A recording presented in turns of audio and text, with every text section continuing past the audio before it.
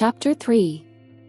When I had attained the age of 17, my parents resolved that I should become a student at the University of Ingolstadt. I had hitherto attended the schools of Geneva, but my father thought it necessary for the completion of my education that I should be made acquainted with other customs than those of my native country.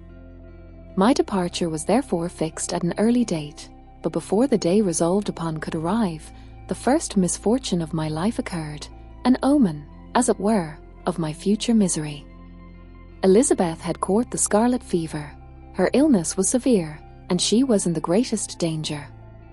During her illness, many arguments had been urged to persuade my mother to refrain from attending upon her.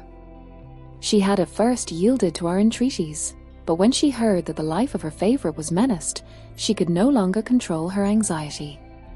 She attended her sick bed. Her watchful attentions triumphed over the malignity of the distemper. Elizabeth was saved, but the consequences of this imprudence were fatal to her preserver. On the third day my mother sickened. Her fever was accompanied by the most alarming symptoms, and the looks of her medical attendants prognosticated the worst event. On her deathbed, the fortitude and benignity of this best of women did not desert her. She joined the hands of Elizabeth and myself. "My children," she said, "in my firmest hopes of future happiness were placed on the prospect of your union. This expectation will now be the consolation of your father. Elizabeth, my love, you must supply my place to my younger children. Alas! I regret that I am taken from you, and, happy and beloved as I have been, is it not hard to quit you all? But these are not thoughts befitting me. I will endeavour to resign myself cheerfully to death, and will indulge a hope of meeting you in another world." She died calmly, and her countenance expressed affection even in death. I need not describe the feelings of those whose dearest ties are rent by that most irreparable evil, the void that presents itself to the soul, and the despair that is exhibited on the countenance. It is so long before the mind can persuade itself that she whom we saw every day and whose very existence appeared a part of our own can have departed forever, that the brightness of a beloved eye can have been extinguished, and the sound of a voice so familiar and dear to the ear can be hushed, never more to be heard. These are the reflections of the first days, but when the lapse of time proves the reality of the evil, then the actual bitterness of grief commences. Yet from whom has not that rude hand rent away some dear connection? And why should I describe a sorrow which all have felt, and must feel? The time at length arrives when grief is rather an indulgence than a necessity, and the smile that plays upon the lips, although it may be deemed a sacrilege, is not banished. My mother was dead, but we had still duties which we ought to perform. We must continue our course with the rest and learn to think ourselves fortunate whilst one remains whom the spoiler has not seized. My departure for Ingolstadt, which had been deferred by these events, was now again determined upon. I obtained from my father a respite of some weeks. It appeared to me sacrilege so soon to leave the repose, akin to death, of the house of mourning and to rush into the thick of life. I was new to sorrow, but it did not the less alarm me. I was unwilling to quit the sight of those that remained to me, and above all, I desired to see my sweet Elizabeth in some degree consoled. She indeed veiled her grief and strove to act the comforter to us all. She looked steadily on life and assumed its duties with courage and zeal. She devoted herself to those whom she had been taught to call her uncle and cousins. Never was she so enchanting as at this time, when she recalled the sunshine of her smiles and spent them upon us. She forgot even her own regret in her endeavours to make us forget. The day of my departure at length arrived. Clerval spent the last evening with us.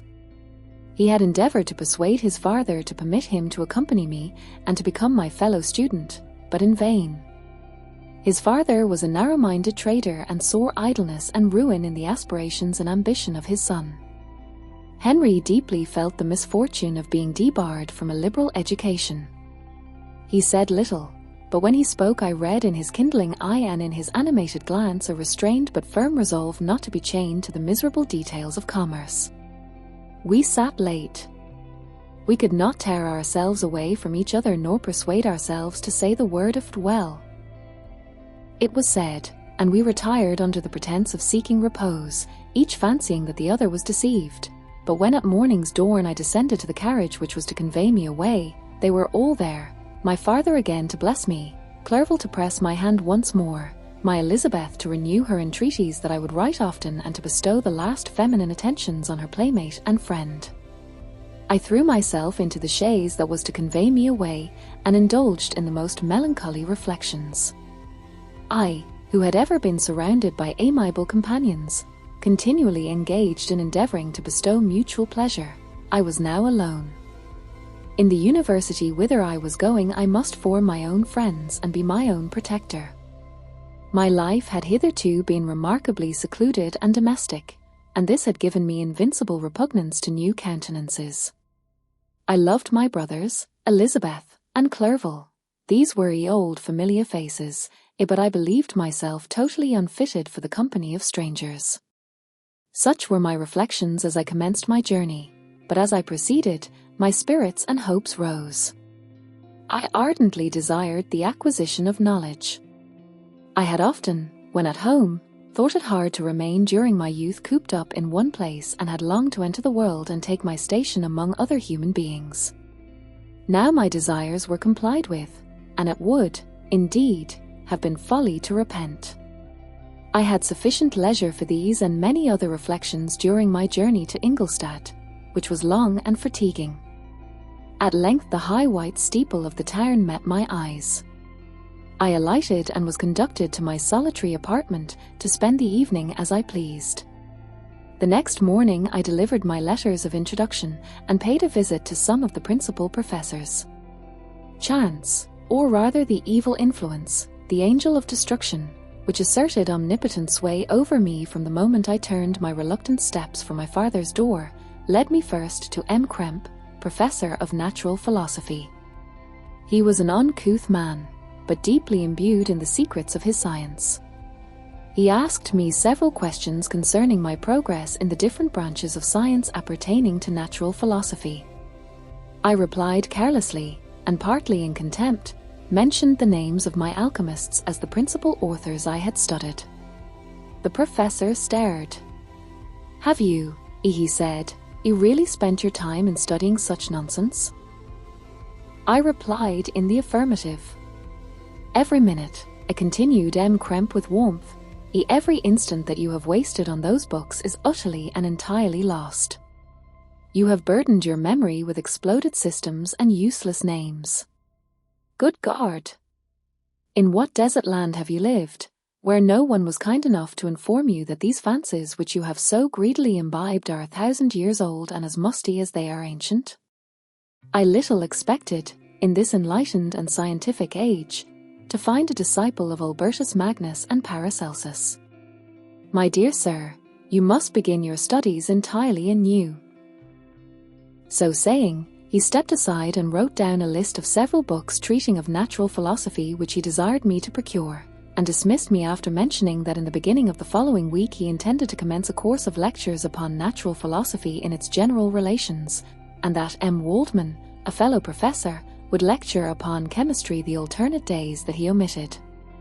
I returned home not disappointed, for I have said that I had long considered those authors useless whom the professor reprobated, but I returned not at all the more inclined to recur to these studies in any shape. M. Krempe was a little squat man with a gruff voice and a repulsive countenance. The teacher, therefore, did not prepossess me in favour of his pursuits. In rather a too philosophical and connected a strain, perhaps, I have given an account of the conclusions I had come to concerning them in my early years. As a child, I had not been content with the results promised by the modern professors of natural science. With a confusion of ideas only to be accounted for by my extreme youth and my want of a guide on such matters, I had retrod the steps of knowledge along the paths of time and exchanged the discoveries of recent inquirers for the dreams of forgotten alchemists. Besides, I had a contempt for the uses of modern natural philosophy. It was very different when the masters of the science sought immortality and power. Such views, although futile, were grand, but now the scene was changed. The ambition of the inquirer seemed to limit itself to the annihilation of those visions on which my interest in science was chiefly founded. I was required to exchange chimeras of boundless grandeur for realities of little worth. Such were my reflections during the first 2 or 3 days of my residence at Ingolstadt, which were chiefly spent in becoming acquainted with the localities and the principal residents in my new abode. But as the ensuing week commenced, I thought of the information which M. Krempe had given me concerning the lectures. And although I could not consent to go and hear that little conceited fellow deliver sentences out of a pulpit, I recollected what he had said of M. Waldman, whom I had never seen, as he had hitherto been out of town. Partly from curiosity and partly from idleness, I went into the lecturing room, which M. Waldman entered shortly after. This professor was very unlike his colleague. He appeared about 50 years of age, but with an aspect expressive of the greatest benevolence. A few grey hairs covered his temples, but those at the back of his head were nearly black. His person was short but remarkably erect, and his voice the sweetest I had ever heard. He began his lecture by a recapitulation of the history of chemistry and the various improvements made by different men of learning, pronouncing with fervour the names of the most distinguished discoverers. He then took a cursory view of the present state of the science and explained many of its elementary terms. After having made a few preparatory experiments, he concluded with a panegyric upon modern chemistry, the terms of which I shall never forget. The ancient teachers of this science, as said he, promised impossibilities and performed nothing. The modern masters promise very little. They know that metals cannot be transmuted and that the elixir of life is a chimera, but these philosophers, whose hands seem only made to dabble in dirt, and their eyes to pore over the microscope or crucible, have indeed performed miracles. They penetrate into the recesses of nature and show how she works in her hiding places. They ascend into the heavens. They have discovered how the blood circulates and the nature of the air we breathe.